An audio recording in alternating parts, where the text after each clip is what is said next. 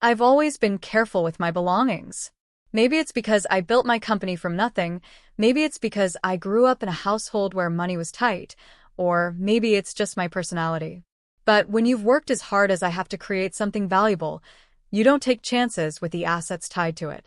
So when my brother, Ryan, wandered into my apartment one Thursday evening and casually asked, "Hey, can I borrow one of your necklaces for my date tomorrow?" I didn't think much of it. Ryan was 26, 3 years younger than me, and the eternal golden boy of the family. Handsome, charming, reckless. He lived life like it was a party that never ended, while I'd been the one with my head down, working nights, studying contracts, and building the jewelry distribution company that now kept both me and my employees afloat. I barely looked up from my laptop when he asked. "Sure, grab something from the drawer in my room. Just not the black case, that's company stuff." "Got it," he said, already halfway down the hall. The truth was I should have gotten up. I should have walked with him, made sure he took something harmless. But at the time, I was buried in emails, finalizing an insurance document for a shipment arriving the following week. And honestly, I didn't think he'd even notice the difference between costume jewelry and the real thing. That was my first mistake. The necklace he took, the one I later discovered missing, wasn't just jewelry. It was a $2 million emerald and diamond statement piece entrusted to me by one of our wealthiest clients, a high-profile collector who was lending it out for an upcoming gala my company was sponsoring. The necklace was fully insured, but the conditions were strict. It had to remain in my custody until it was placed in the secured vault at the event venue. Any breach, any mishandling, could cost me not just money but my reputation. But of course, Ryan didn't know any of that. And worse, he didn't care enough to ask. I found out the next morning, after he'd already left for his date. I went into my room to grab something from the black velvet-lined case, where I kept the insured pieces temporarily. The case was closed, but the clasp was crooked. My stomach tightened. I opened it, and my heart nearly stopped. The emerald necklace was gone. For a moment, I thought I was imagining it. Maybe I'd moved it? Maybe I'd locked it in the small safe by my desk? I tore apart the apartment, checking every possible spot. Nothing. Panic set in. My chest felt tight, my fingers numb. I dialed Ryan's number, my voice already shaking when he picked up. "Where's the necklace?" I demanded. "What necklace?" he said casually, the sound of clinking glasses in the background. "Don't play dumb with me, Ryan. The emerald necklace from the case. The one worth $2 million. There was a pause. Then a laugh. $2 million? Oh, come on. That thing? It looked like something from a thrift shop. Relax, sis. My date loved it. Said it made me look cultured." I felt dizzy. "You wore it? Out? In public?" "Yeah, why not? Nobody cared. It's just a necklace." Just a necklace. I sank onto the edge of my bed, my hand pressed to my forehead. "Ryan, that wasn't mine. That was a client's. A client with lawyers. A client with insurance contracts that have clauses about custody and security. Do you have any idea what you've done?" He groaned. "You're being dramatic. I'll bring it back tonight." "You'd better," I whispered, though dread was already twisting in my gut. That night, Ryan didn't come back. By Saturday morning, I was pacing the living room, calling his phone nonstop. No answer. Finally, around noon, he strolled in wearing yesterday's clothes, hair mussed, smelling faintly of expensive perfume. And he wasn't wearing the necklace. "Where is it?" I demanded the moment he walked in. He blinked at me, confused. "Relax." She wanted to try it on. I let her keep it overnight. My blood went cold. "You what?" He shrugged. "She's not gonna steal it. She's classy. Lives in one of those luxury apartments by the waterfront. Don't freak out." "Don't freak out," I shouted. "You handed a $2 million asset to a woman you've known for what, one date? Do you even know her last name?" Ryan had the decency to look sheepish. Pretty sure it's Taylor? Or maybe Tyler. Something like that." My vision tunneled. "Ryan, do you realize this could bankrupt me? Do you realize I could lose everything because of you?" He frowned, his tone defensive now. "You're overreacting. It's just a necklace. You're insured, right? So, what's the big deal? I stared at him, speechless. And that's when it hit me. Ryan didn't just borrow the necklace. He'd gambled my future on a whim. The next 48 hours were a blur of desperation. I tracked down the woman. After 3 hours of scrolling Ryan's social media to find her tagged photos. Her name was Jessica. She was beautiful, wealthy-looking, exactly the type Ryan loved to chase. When I called her, she laughed softly. Oh, that piece? Yes, I still have it. Honestly, I assumed it was fake. Are you saying it's real? Yes, I said through gritted teeth. Very real. And I need it back. Now. She promised to return it, but 2 days passed and nothing came.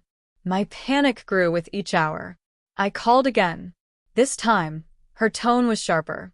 Look, if it's so valuable, why did your brother act like it was nothing? He said you were fine with him lending it to me. Maybe you two should figure it out before dragging me into your drama. Click. She hung up. By Monday, I knew I was in trouble. My client called, confirming they wanted the necklace delivered early for private appraisal before the gala. I stalled, saying there were delays in transport. But I could hear the suspicion in his voice. That night, I cornered Ryan again. She won't give it back, I told him. He shrugged. Then call the cops. Isn't that what you're supposed to do? Do you want me to tell the police that you stole a $2 million piece and gave it to a stranger? His face darkened. You wouldn't. I leaned closer, my voice deadly calm. Watch me. But even as I said it, I knew the truth. If the necklace wasn't recovered soon, the police would be the least of my problems. Insurance claims, lawsuits, clients pulling contracts, my company's name dragged through the mud. All because my brother thought he was borrowing a cheap necklace. I lay awake that night staring at the ceiling, my fists clenched. Ryan had always been reckless. But this was unforgivable. And if he thought I'd let him ruin everything I'd worked for without consequences, he was about to learn just how wrong he was. Sleep became a stranger after the necklace disappeared. Every time I closed my eyes, I imagined headlines. Jewelry company loses $2 million asset. Or worse, fraudulent CEO fails to protect client's investment. I'd worked too hard, spent too many nights grinding through contracts and phone calls, to let everything crumble because my brother wanted to impress a woman he barely knew. By Tuesday morning, my nerves were raw. I sat at my desk staring at my inbox, my client's name glowing ominously in bold. His latest message was curt. We need confirmation of delivery by Thursday. No excuses. My stomach turned. Thursday. That gave me less than 48 hours to recover the necklace. Ryan, meanwhile, acted like nothing had happened. He strolled into my apartment late that morning, whistling, holding a paper bag of takeout. Morning, he said breezily. Want some breakfast burrito? I stood, slamming my palms on the counter. Where is it, Ryan? He blinked. The necklace? I told you Jessica has it. Don't worry, she'll give it back. She hasn't, I snapped. And the client is demanding it by Thursday. Do you even realize what happens if I don't deliver? He rolled his eyes. Relax. You're insured. Insurance doesn't cover negligence, I said sharply. And even if it did, it's not about the money. It's about my reputation. My company's credibility. If I can't protect assets, I lose everything. Do you get that? Ryan chewed a bite of burrito, shrugged. You're always so dramatic. It's a piece of jewelry. People misplace stuff all the time. I wanted to scream. Instead, I grabbed my phone and shoved it toward him, showing Jessica's smug text from the night before. Maybe I'll keep it. It suits me better than him anyway. Ryan frowned. She's bluffing. She's not, I hissed. And if you don't fix this, I will. I didn't wait for him to argue. I grabbed my bag and headed straight for Jessica's apartment complex, one of those gleaming waterfront towers with a doorman and marble lobby. The doorman looked me up and down when I asked for her. And you are? Her brother-in-law. I lied quickly. She borrowed something very valuable from me. I need to get it back. His eyebrows raised, but he shook his head. Sorry, ma'am. Residence privacy. I clenched my jaw. Of course. I texted Jessica again, more forcefully this time. If you don't return the necklace by tonight, I will involve the police. Hours later, her reply came. Go ahead. Your brother gave it to me as a gift. Prove otherwise. Gift. The word made my blood boil. When I confronted Ryan that evening, he laughed nervously. She wouldn't say that. She knows it's yours. I shoved the phone at him. He paled. Ryan, listen to me, I said, my voice low but deadly.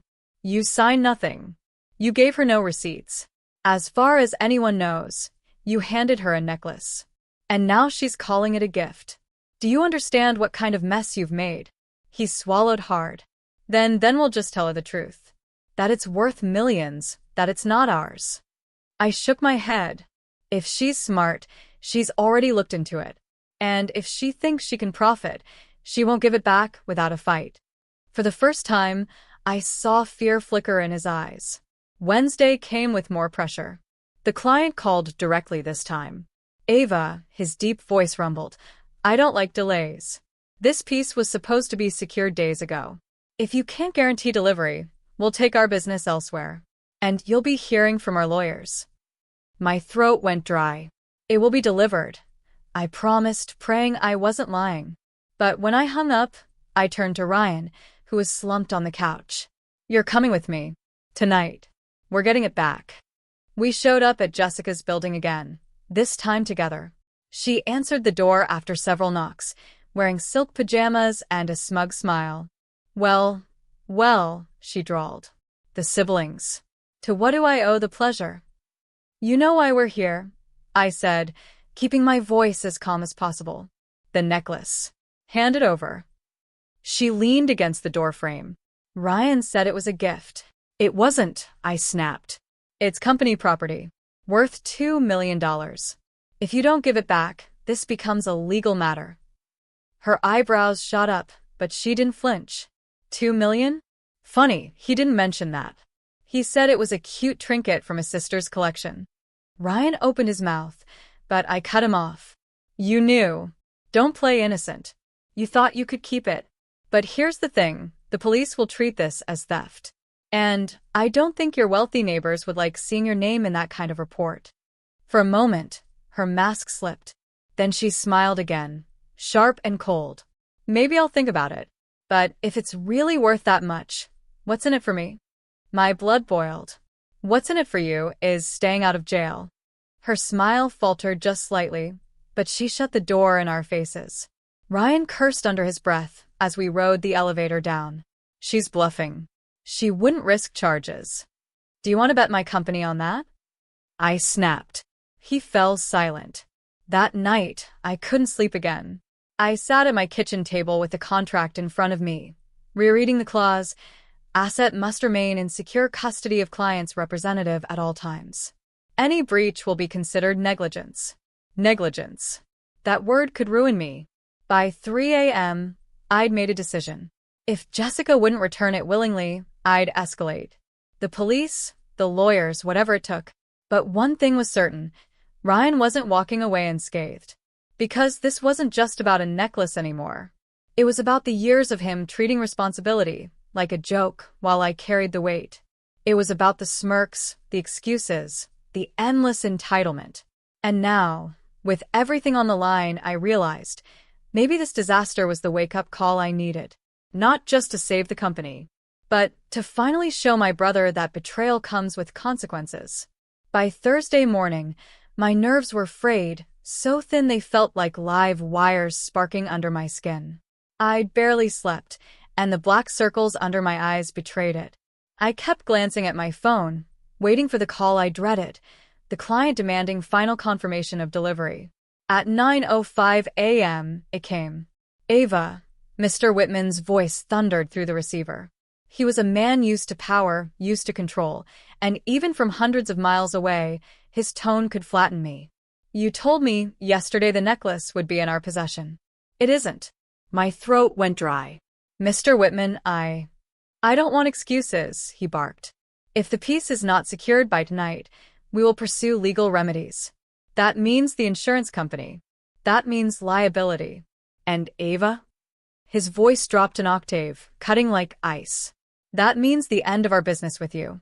When the line went dead, my hands were shaking so hard I nearly dropped the phone. Ryan stumbled out of his room, rubbing his eyes, hair sticking up in every direction. What's your problem now? I stared at him in disbelief. Do you even hear yourself? My problem? Ryan, this could destroy me. Do you understand that? $2 million gone. Do you have that kind of money? He smirked faintly, though I could see the nervous twitch at the corner of his mouth. Relax. She'll give it back. She won't, I hissed. Jessica's playing you. She thinks she can keep it. And you made it worse by calling it a gift. He opened his mouth to argue, but I grabbed my keys. Get dressed. We're going back. Jessica greeted us this time with a cool smile, her silk robe tied carelessly at the waist. She leaned on the doorframe, the picture of smug confidence. Well, she purred. Look who it is. The desperate duo. I forced my voice steady. We need the necklace. Today. No more games. Her eyes sparkled. And if I say no, then I involve the police. I involve lawyers. I involve Mr. Whitman himself. And believe me, he has more resources than you could imagine. For a flicker of a second, something shifted in her expression. But then she crossed her arms. Ryan gave it to me. As a gift. You can't just take it back. I turned to my brother, my voice sharp as glass. Tell her the truth, Ryan. He shifted uncomfortably. Jess, it wasn't really a gift, not like that. I just wanted you to. Wanted me to what? She snapped. Believe your lies? You paraded me around with that thing and let me think it was worthless. Now suddenly it's worth millions and I'm supposed to just hand it over? Do I look stupid? No, I said firmly. You look like someone about to commit a felony if you don't give it back. Her lips curved into a smile that didn't reach her eyes. You wouldn't dare. I leaned forward, my voice low. Try me. She shut the door in our faces again. Ryan cursed under his breath as we walked back to the car. She's bluffing. I stopped, spinning on him. No, Ryan. You're bluffing. You've been bluffing your way through life since you were a teenager, and this time it's caught up with you. She's not afraid of you. She's not even afraid of me. But she will be afraid of Whitman. And I'm going to make sure of it. Back in my office, I called Whitman's assistant. I laid out the truth, sparing none of Ryan's idiocy or Jessica's manipulation. For a long moment, there was silence. Then she said, Mr. Whitman will handle this. That should have been a relief. But instead, it chilled me to the bone. Because when men like Whitman handled things, they didn't do it gently. Sure enough, that evening Jessica's bravado cracked. She called Ryan first, screaming so loudly I could hear every word through the phone he held shakily in his hand. What the hell did you get me into? Some guy called me, said I have 24 hours to return the necklace or he's pressing charges. Charges, Ryan? Are you insane? Ryan stammered. Jess, I didn't know he'd do that. Don't call me again, she shrieked. And don't come near me. The line went dead. Ryan slumped on the couch, pale. She's scared. Good, I said coldly. She should be. By Friday morning, Jessica showed up at my office. Uninvited, furious. She stormed into the reception area, slamming her designer bag onto the counter. Where's she demanded. I stepped out of my office, calm but firm.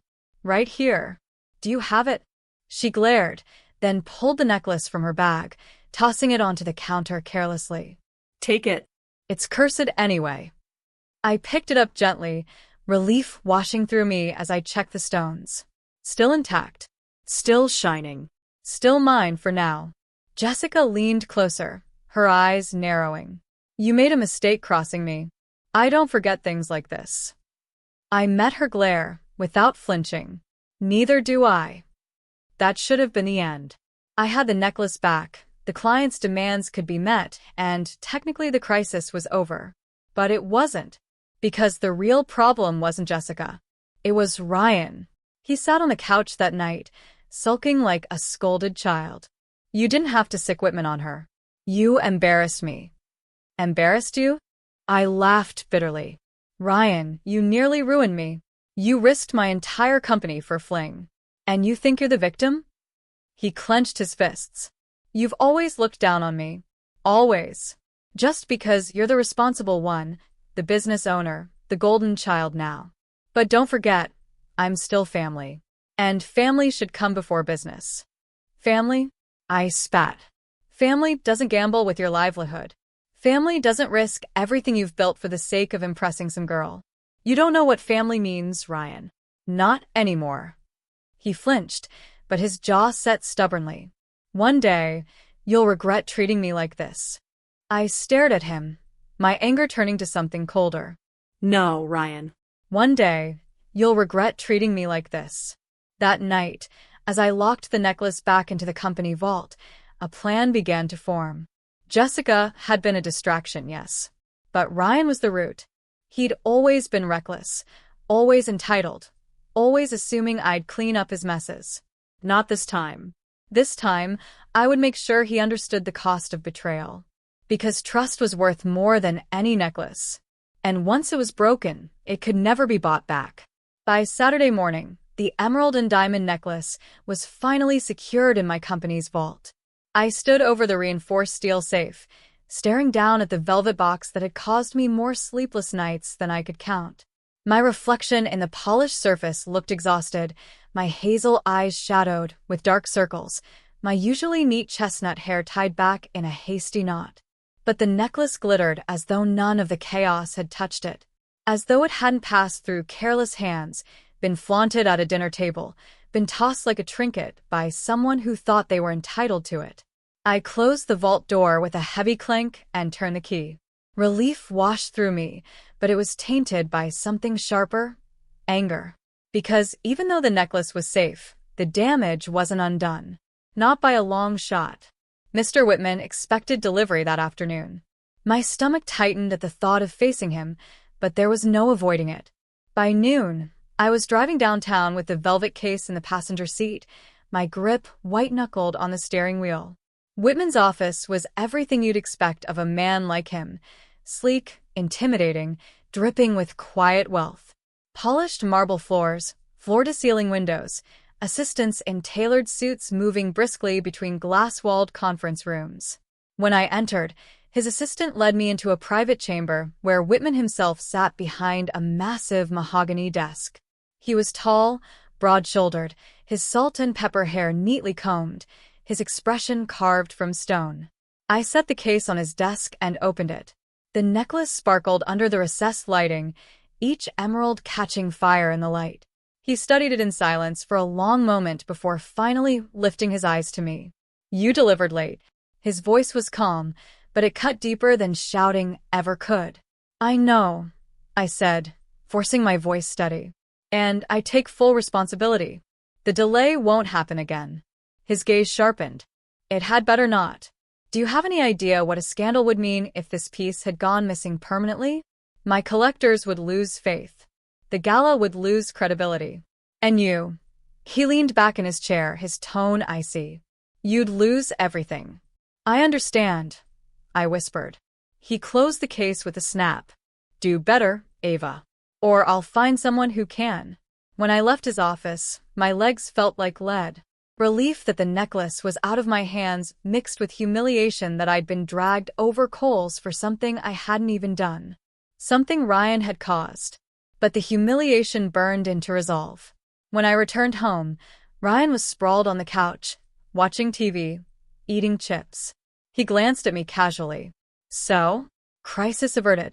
I stood there, staring at him, something inside me snapping. "Do you have any idea what I just went through? I almost lost everything. Whitman practically threatened to blacklist me. And you sit here, eating chips, like nothing happened?" He rolled his eyes. "Come on, Ava. You got it back. Nobody's suing you. Stop acting like the world's ending." My voice rose. "The world doesn't end in a single moment, Ryan. It erodes. Piece by piece. Trust. Reputation. Relationships. You think this is over? It's not. Because Whitman doesn't forget. And neither do I." He smirked, but it faltered when he saw my expression. "You're blowing this out of proportion." I took a step closer, my voice low and sharp. No, Ryan. "For once in your life, you're going to face consequences. You can't keep stumbling through life expecting me to clean up after you. You're reckless. You're selfish. And this time, you nearly destroyed me." He scoffed, but there was unease in his eyes. "What are you going to do? Cut me out? Tell Mom and Dad?" I smiled coldly. "Worse." That night, I opened my laptop and began building a timeline. Every receipt, every message, every piece of evidence of what had happened, cataloged meticulously. I wasn't just going to hold Ryan accountable in private. I was going to make sure that if he ever tried to undermine me, if he ever dared to tarnish my name, I would have proof ready to destroy his. It wasn't about revenge anymore. It was about leverage. Because Ryan thrived on appearances. He loved being the golden boy, the charming younger brother who could do no wrong. But underneath, he was careless, entitled, and dangerous. And if I had to choose between protecting him or protecting myself, I knew where my loyalty lay. 2 days later, the necklace sparkled at the gala under glittering chandeliers, adorning the neck of a model in a gown worth more than most people's homes. The crowd gasped and applauded as Whitman beamed, his reputation restored. I stood in the corner with a glass of champagne, smiling politely, but inside, my thoughts burned. The gala was a triumph for Whitman. For me, it was a reminder that my brother had nearly cost me this moment, nearly ruined years of work. Ryan didn't show, of course. Parties like this weren't his scene unless there were free drinks and easy women. But I almost wished he had. I wanted him to see the magnitude of what he'd risked. Instead, I went home early, sat in my office, and opened the folder I'd created. I labeled it Ryan Evidence. Inside were copies of texts, notes from Jessica, even screenshots of her posts flaunting the necklace. Proof of Ryan's recklessness. Proof I could use. And as I stared at it, another thought crept in. Maybe leverage wasn't enough. Maybe it was time Ryan finally learned what it felt like to lose. The opportunity came faster than I expected.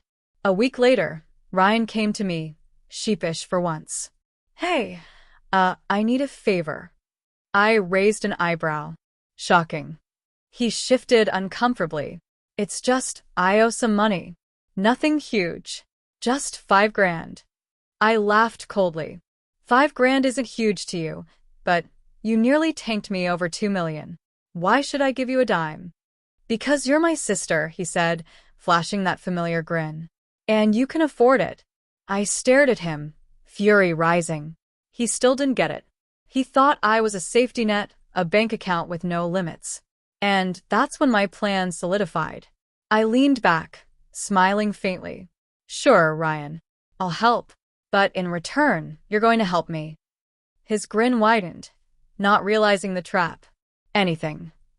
"Good," I said softly. "Because this time, Ryan, you don't get to walk away clean."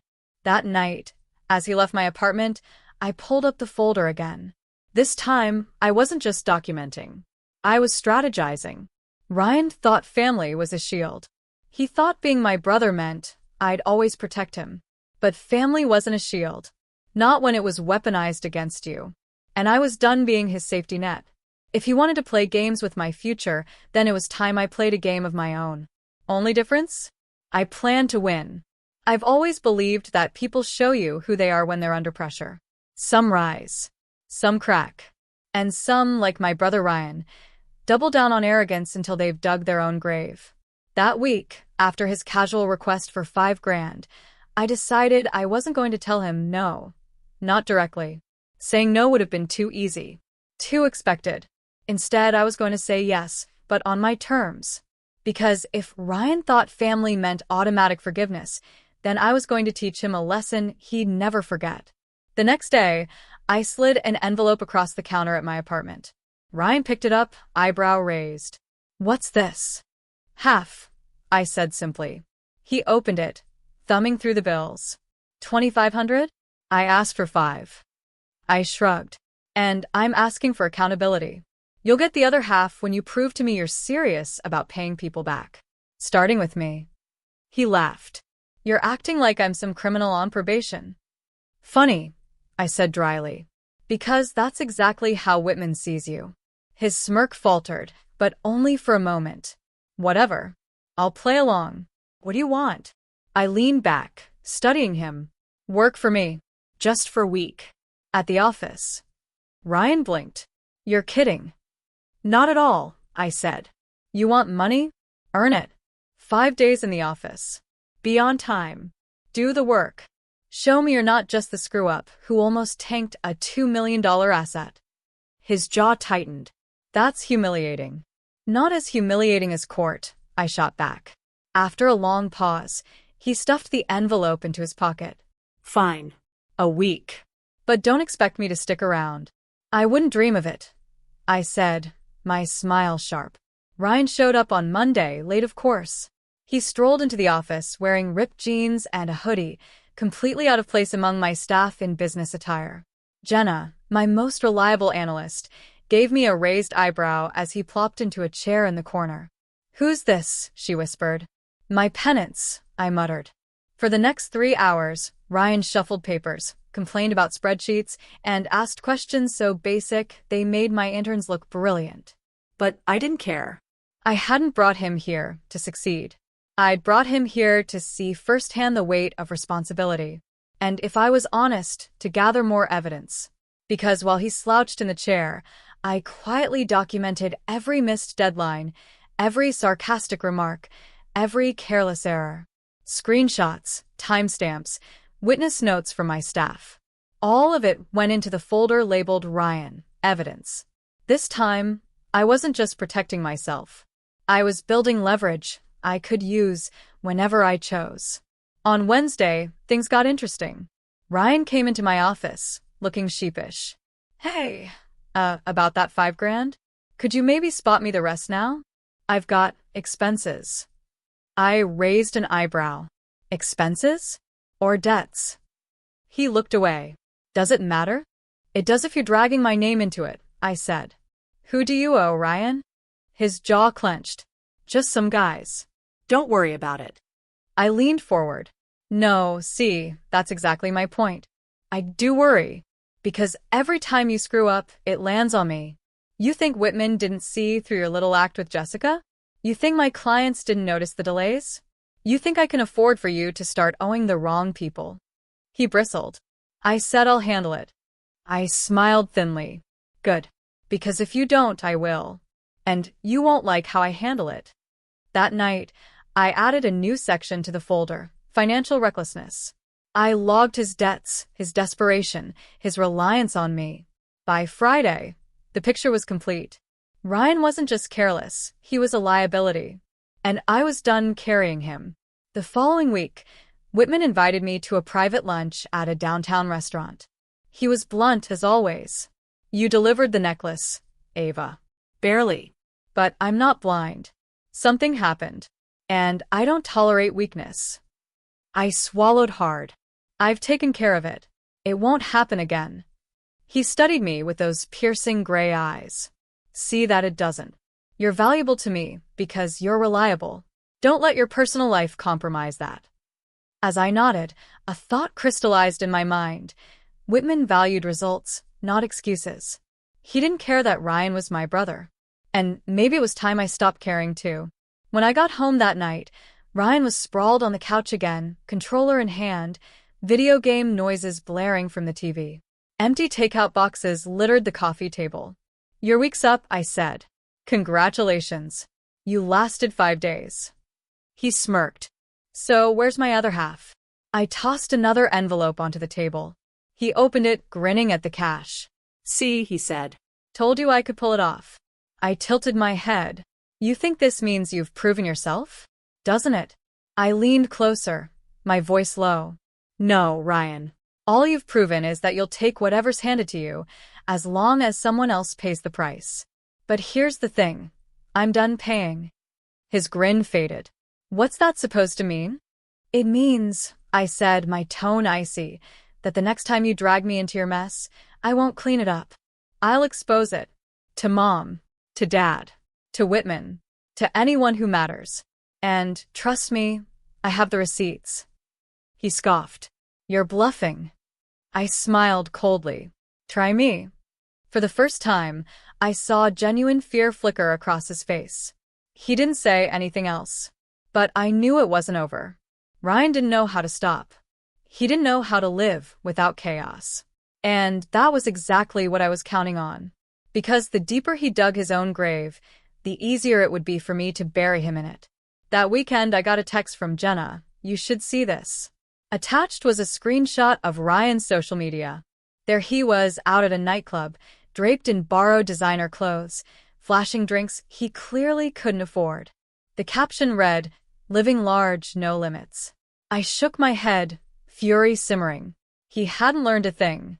He thought he was untouchable. But soon, very soon, he was going to find out just how wrong he was.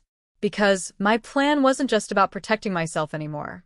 It was about making sure Ryan could never jeopardize me or my company again. There's a saying I once heard, give a reckless man enough rope, and he'll hang himself. Watching Ryan in the weeks after the necklace fiasco, I realized how true that was. Despite the warning, despite Whitman's looming shadow, despite my threats and the proof folder I'd built, Ryan didn't stop. If anything, he escalated. At first, it was subtle. I noticed charges on our parents' credit card for bars and restaurants I knew they couldn't afford. Then it was pictures, Ryan in rented sports cars, popping champagne at rooftop lounges, arms slung around women whose names he probably couldn't remember. He was projecting success, the illusion of wealth. And illusions, I knew, always collapsed. One Friday evening, I was at my office when Dad called. His voice was tight, ashamed. Ava, I don't want to get in the middle of you and your brother, but did you know Ryan borrowed money from your uncle? My grip on the phone tightened. What? How much? 10,000, Dad said quietly.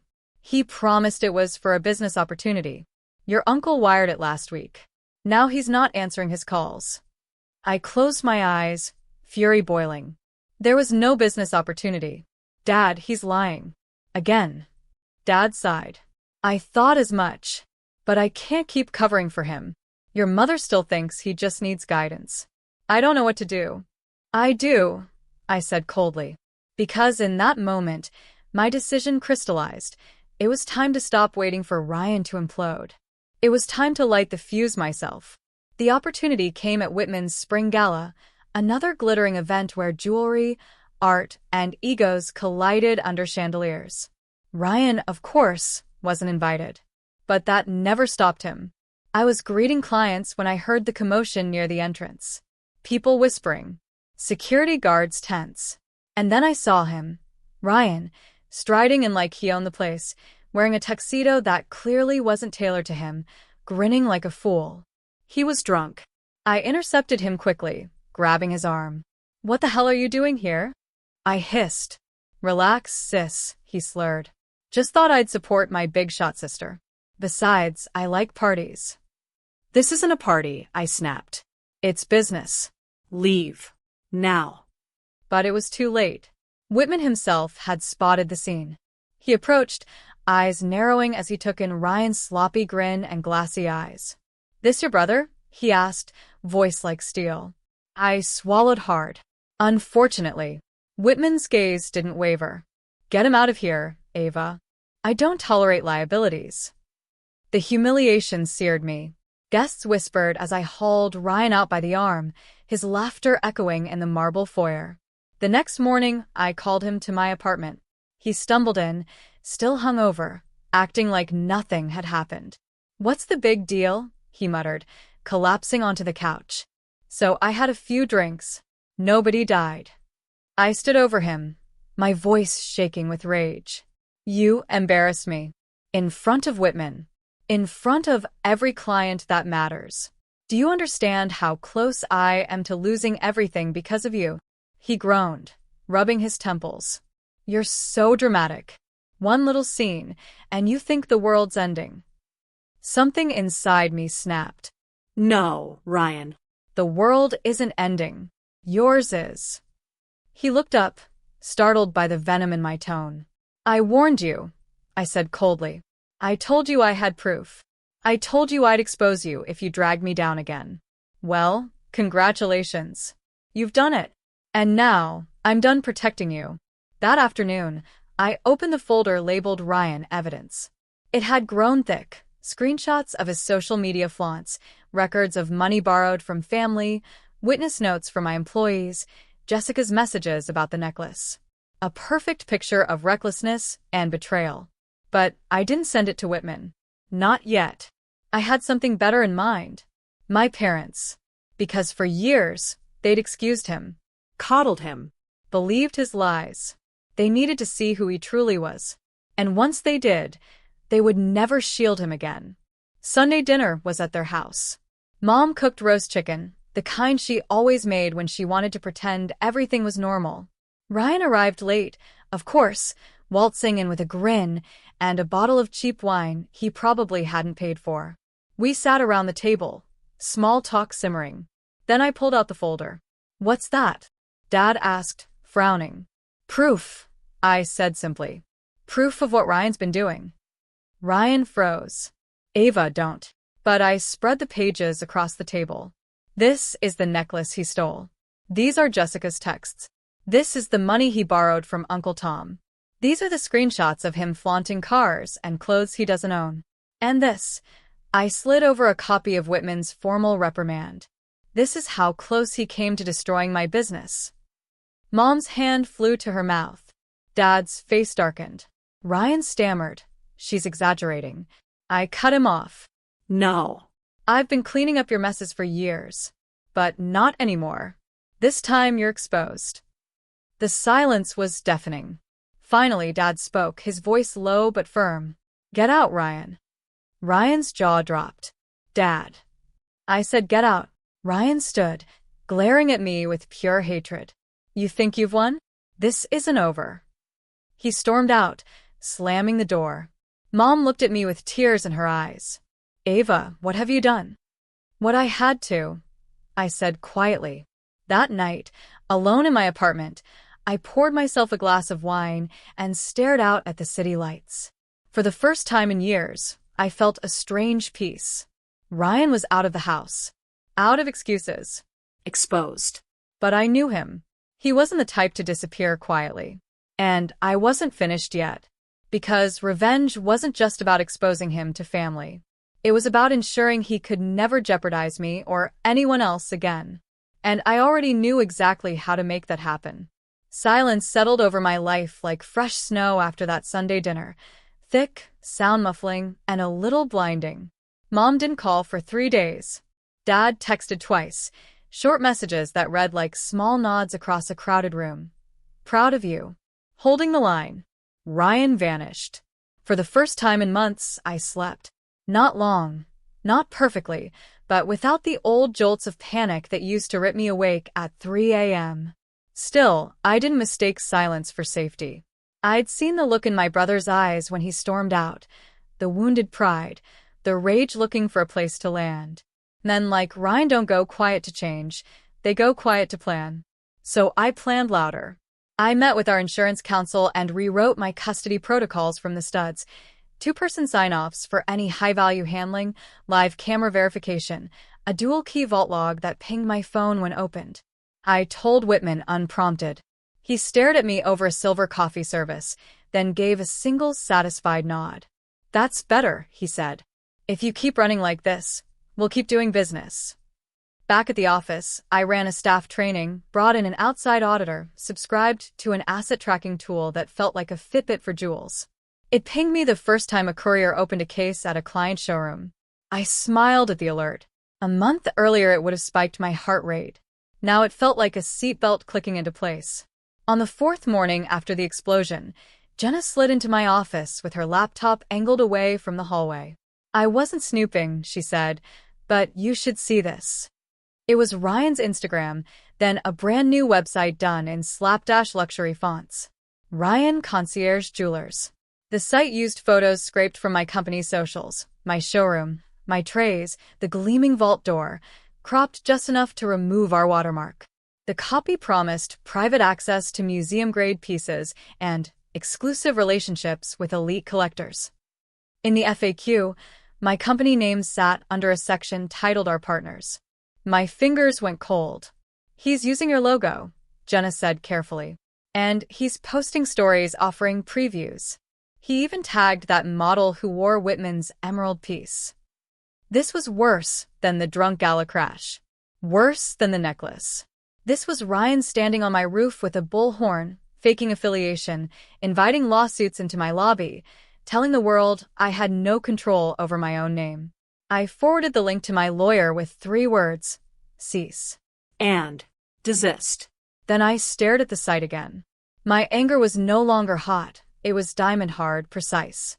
For years, I'd patched and covered, letting the seams of our family hold the mess together. The seams were gone. Fine. I could build something sturdier than blood. Jenna, I said, how do you feel about a little sting operation? Her eyes widened. Then she grinned. I've been waiting for you to ask. We did it clean, legal, documented, boring in all the ways that mattered. Jenna created a burner email and posed as a tech founder looking for a high-impact piece to wear in a NASDAQ bell photo. She wrote with just enough carelessness to feel rich. Within an hour, Ryan replied from a concierge team address that didn't bother to hide a free email domain. We can source Whitman's emerald within the week, he wrote. Private preview available. Cash preferred. NDA required. He attached an NDA, clipped wholesale from a Google template, my company name swapped into the disclosing party field. When I saw that, my fury sharpened to something almost surgical. He wasn't just lying. He was forging my consent. I looped in my lawyer and a contact at the prosecutor's office we'd met during the insurance policy update. They didn't promise a SWAT team. They explained entrapment in slow, careful syllables and told me exactly what evidence would matter. Screenshots with headers, server timestamps, record of any payment requests, audio of him promising access to goods he had no right to offer. No fake money changing hands. No taking possession of anything at all. I booked a conference room in a co-working building we sometimes used for client consults, neutral ground, cameras we could request footage from if needed, a security desk manned by a retired cop who knew to keep his eyes open. Then I gave the front desk a guest list with 2 names, Ryan Reynolds and Concierge Jewelers. Saturday at noon, I sat at the head of the glass table with a legal pad and a pitcher of water. I wore a navy suit I saved for battles. Jenna sat off to the side, disguised as the assistant of the fictional founder she'd invented, her hair tucked into a neat low bun, a pen clipped to a leather portfolio. In the corner, a court reporter we'd hired on short notice opened her steno machine like a pianist flexing her fingers, a human receipt printer, every word turned to record. Ryan arrived 7 minutes late, the way people do when they think lateness is power. He had shaved, combed his hair, and thrown on a blazer that didn't fit across the shoulders. When he spotted me at the table, his face flickered, surprise, then anger, then something like calculation. You, he said flatly. Cute. Business, Ryan, I said, gesturing to a chair. Sit. He looked between me, Jenna, and the court reporter. What is this? A trap? A meeting, I said.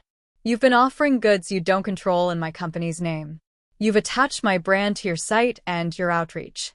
I'm here to ask you, on the record, to stop. He scoffed and slung himself into the chair, legs sprawled. You don't scare me. You never have. Jenna clicked her pen. Mr. Reynolds, can you confirm you're the owner of Ryan Concierge Jewelers? He grinned at her like she'd just flirted. Absolutely, sweetheart. I'm the guy people call when they want the impossible. Discretion. Access. Do you have a contractual partnership with Whitman and Sons or with my company? She continued, voice neutral. Partnership, he said smoothly. We go way back. Do you have that in writing? I asked. He laughed. We don't need paper. We have trust. I slid a folder across the table. This is a cease and desist. You're using my trademark without permission, making false representations, and interfering with existing contracts. Sign an acknowledgement that you'll take everything down within 24 hours, issue a correction on your socials, and provide the list of anyone you pitched using my name. In exchange, I won't send this entire file to Whitman, the prosecutor, and the last 5 people you borrowed money from under false pretenses. His eyes flared. That folder again, he sneered. You think you can just what? Scare me with homework? You've always loved your little files. I leaned forward, palms flat on the glass. No, Ryan. I think I can protect what I built. And if that hurts your feelings, consider this a new experience. Consequences that stick. He sat back, mask slipping. A beat passed. The room hummed with HVAC and recorded breath. Then he made his move, the one men like him always make when cornered. If you go after me, I go public, he said. I'll tell everyone you let me walk out with that emerald. I'll say you keep pieces at home. The insurance guys will love that. You already did tell people that, I said, sliding a printout of his messages to Jessica across the table. Here's where you called it a gift. Here's where you told her I keep trinkets in my flat. Here's her voice note saying she thought it was fake because you said so. Thanks for the admissions. They help me tighten my protocols, and they'll help the prosecutor assess your credibility if you keep lying. His gaze snagged on the court reporter's flying fingers. He swallowed. Ryan, I said, softer now, not out of mercy, but because the last thing I wanted was another performance. You have 2 choices. You sign this, take everything down, pay back Uncle Tom with a plan we put in writing, and agree to a no-contact clause with my clients and my staff. Or I file the civil suit today and send the package to Whitman and the DA on Monday. You won't charm this away. There won't be a back door. Choose. He stared at the papers. For a second, I saw the little boy he used to be, mud on his knees, eyes bright with some wild scheme, always sure someone would save him before he hit the ground. Then his jaw set in that hard way I knew too well. I'm not signing, he said. You're not the boss of me. I nodded once. Understood. I stood. Jenna gathered the documents. The court reporter closed her machine with a decisive click. As we reached the door, Ryan called after me, panic leaking into his tone. Wait. I paused. If I sign, he said, voice lower. Do you give me the other option? The plan. The not sending it. Yes, I said. If you sign, take everything down and pay back what you owe, I hold the file. You slip once, it goes out. No second chances. You want a rope? Here. It's short. His mouth twisted. You're cruel. I'm clear, I said. He stared at the pen like it might bite him. Then he reached for it. His signature scratched across the page. Angry, messy, a little boy's name trying to look like a man's.